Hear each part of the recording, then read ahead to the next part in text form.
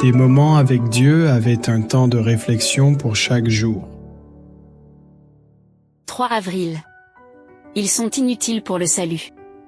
Mais ces choses qui étaient pour moi des gains, je les ai regardées comme une perte, à cause de Christ. Et même je regarde toutes choses comme une perte, à cause de l'excellence de la connaissance de Jésus-Christ mon Seigneur, pour lequel j'ai renoncé à tout, et je les regarde comme de la boue, afin de gagner Christ, et d'être trouvé en lui, non avec ma justice, celle qui vient de la loi, mais avec celle qui s'obtient par la foi en Christ, la justice qui vient de Dieu par la foi. Philippiens 3, 7-9.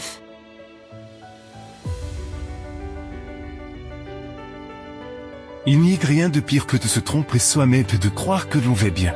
Alors que la réalité est différente, c'est la même chose que de tomber malade du cancer et de ne peut savoir qu'après avoir vécu avec confiance la destruction soudaine apparaît enfin.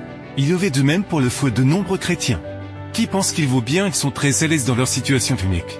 Lors de l'examen final que finissent par être désapprouvés, il était classique dans le faux juif des taux bibliques lors deuil national aveugle les yeux de la compréhension, le fait de posséder tant de lumière les âmes de se considérer avec des airs de supériorité par rapport aux autres nations, de connaître tant de choses sur la loi que les Écritures leur a fait penser qu'ils étaient dignes d'être enfants de Dieu, que leur zèle pour leur foi était le summum de la religion, ils étaient aveugles qu'ils n'avaient pas d'amour pour le peuple. Ils excluaient les non-juifs de leur connaissance, et lorsque Dieu est venu chercher leurs fruits, il n'y avait en aucun justice, amertume et rancœur. Les péchés les plus vils profondément enracinés dans leur cœur. Je vous dis, dans la crainte de Dieu, que nous risquons de vivre comme les Juifs, privés de l'amour de Dieu et ignorant sa puissance, alors que la lumière éclatante de la vérité brille autour de nous.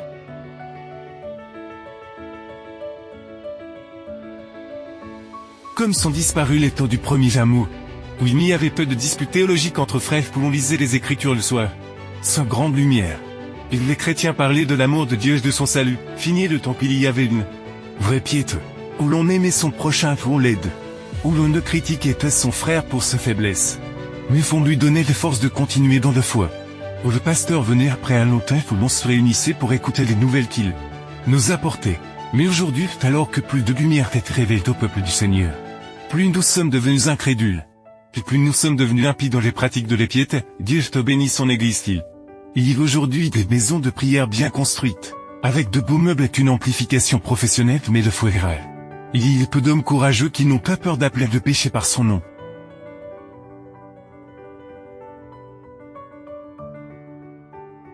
Des milliers et des milliers de personnes peuvent professer l'obéissance à la loi et à l'Évangile, et pourtant vivre dans la transgression.